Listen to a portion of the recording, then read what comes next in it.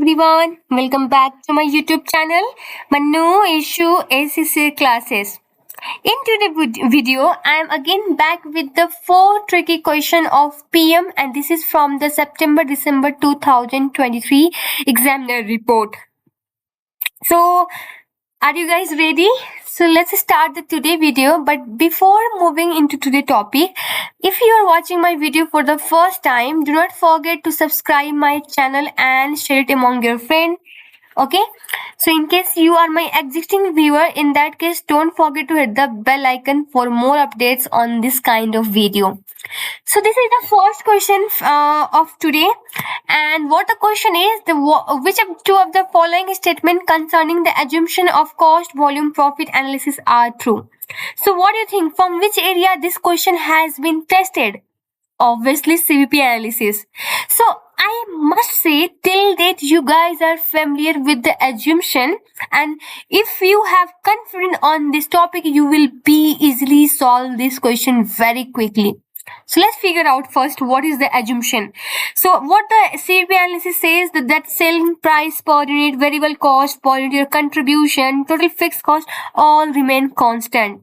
Right. They also said that the cost can only be classified between your variable and the fixed, and many more, right? I mean, many more there are assumption of this CVP analysis. So let's read the option and figure out which one is correct and which one is not. The first one is contribution per unit is constant with respect to the volume. Exactly, the contribution is constant according to the assumption of the CVP analysis. So first one is correct. Second, total fixed cost will reduce as the volume increases. Incorrect. Why? Because according to CVP analysis, total fixed cost will remain constant. Third, to increase demand, the selling price per unit must be reduced. No, they assume that selling price per unit is constant. So again, this is incorrect. And one more thing, be careful while reading the question. The question is asking to select the two options. So if you select one, you won't get credit full. Okay, so you will get 0. Fourth, all costs can be classified as the either fixed or the variable. Exactly. CVP analysis assume that all the costs can only be classified into two categories, that is the cost and the variable and the fixed. But in reality, you guys know very well that there are other classification of the cost like semi-variable, as we have been studying during our F2, right? So this one is correct. E, it is best treated as long-term planning tool. No. So basically CVP analysis is more suitable for the short-term planning, not for the long-term. Okay. Let's move to the next question. Question number 2, and this is from the variance. You are familiar with the formula of all the variance. So question is, what is the total favorable sales quantity variance? And again, the question asks the answer. Question has provided the blank space for the answer, and the first thing that should be hit in the mind is what is the format the examiner is looking the answer. So they ask us to write the answer to the nearest dollar. So don't write any point or decimal point after the digit. So they have provided the information for the 3 product, and I have done this calculation for you. So basically there are 3 product R, S and T, and they have provided the budgeted sales. If you look at the table, they also provide the actual sales volume, standard margin, actual margin per unit.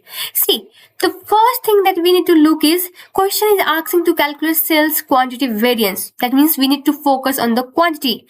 And which two quantity we will focus? One, the budgeted one, other, the actual quantity in the sales mix. Okay, so this is the same as we have copied from the question. So now tricky area is, we can't take the actual sales volume, so we need to flex our budget into the actual one. So if the budget was for in total for 5,000, so we need to calculate how much percentage did our sales volume cover. So if we divide 1500 by 5,000, we will get 0.3, I mean 3%. Similarly for the yes, we get 18%, and for T we get 52%. Okay, so these are the percentage, and how we calculate, simply dividing the sales value by budgeted sales value by total budgeted sales. Okay, I hope up to this you are clear. Now we move to the actual sales volume and look at the total figure is 6,000. So we will take this percentage and multiply by 6,000. So according to the budget, R should sold 1,800.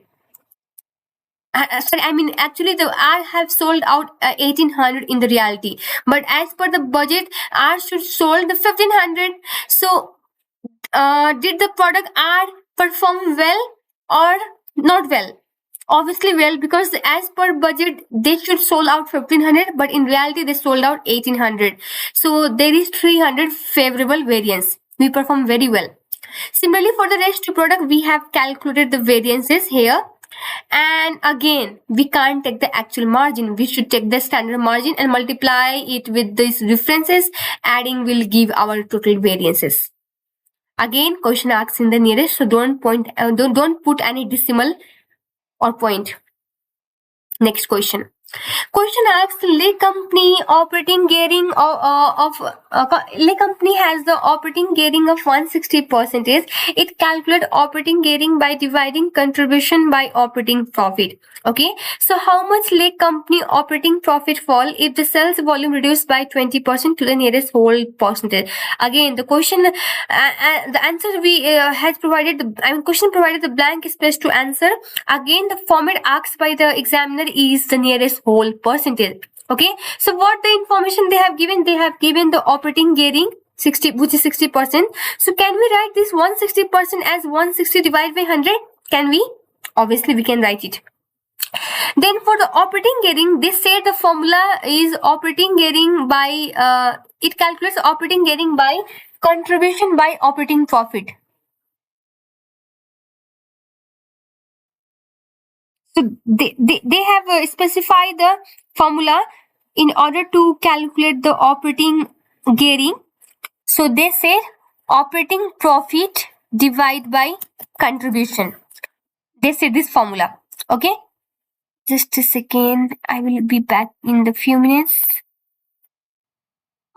They also said the formula for the operating gearing, but we know there are different formula for the operating gearing calculation, but we can't use here because question clearly specify the formula to be used. Okay, that is the operating profit divided by contribution. So now, if we compare this figure with this formula, so we can get operating profit equal to 160 and contribution equal to 100, right? So difference of these two will be our fixed cost. So we are simply assuming the figure. Why? Because the question didn't provide very much information. Okay, so now question said that sales volume decreased by 20%. So if your sales volume decreased by 20%, your contribution will also fall by 20%. Right. Just a second. I think I have taken the opposite. This will be like operating profit contribution divided by operating profit. Yes. Now this one is correct. Because they said it calculates operating gearing by dividing contribution by operating profit. Okay. So contribution will be our 160 and operating profit will be 100. Difference will be the again fixed cost. Okay. Yes. Okay. So now the question says sales volume reduced by 20%. In that case, our contribution will also be revised. That means contribution should also be decreased by 20%. So we will only have remaining 80%, which will give 128. Okay. So what will be the operating profit? So if we will deduct contribution, if we will deduct the fixed cost from this contribution, we will get our operating profit. So fixed cost will never change. It will be same unless and until the question specifies something else. So in that case, our revised operating profit will be 68. So what is the decline in the percentage?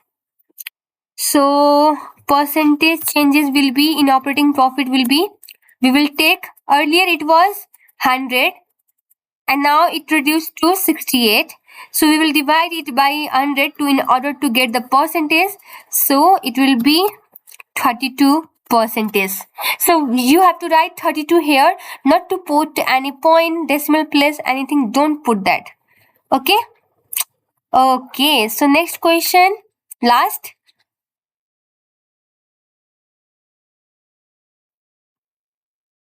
Now the question asks, which two of the following environmental cost would be better allocated as a result of introduction of ABC?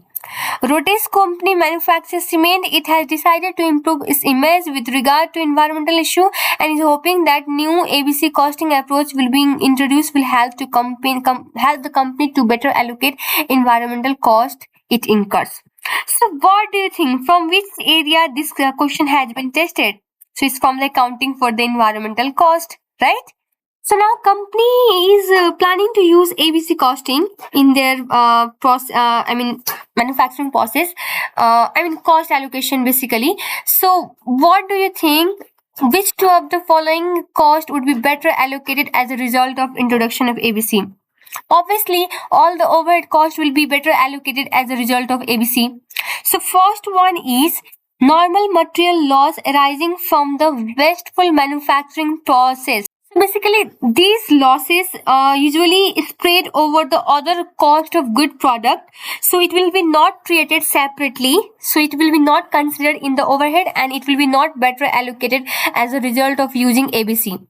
So next is salary cost of supervisor at Rote's company CO2 emission purification process. So basically salary of supervisor is your overhead and which can be allocated to the production based on the level of CO2 emission purification which is required as a result of production process used. Okay, so basically your salary is or cost is overhead and using ABC will be better allocate this cost. Third, off-site cost of training staff to the follow relevant environmental safety procedure when making the product. So if you are where was I? Okay, for training staff. Yeah. Again, staff training is your overhead, right? Again, it can be better allocated. Again, this is overhead, and it could be better allocated based on the what activity. So it will be based on the amount of training need for the each product. So both of the cost are overhead, and it could be better be like allocated if the company switch to the ABC costing approach. Last is increasing hourly wages paid to the compensate staff for working with the toxic gases. So increasing the hourly wages will directly attributable to their product. So it will be not better identify using the ABC. Okay, so your B and C is correct option. So this is only 4 questions which we have discussed in today's video. In coming a video, I will discuss more. So stay tuned, and I hope you like this video. Don't forget to comment me in the comment box. And thank you so much. Have a good day.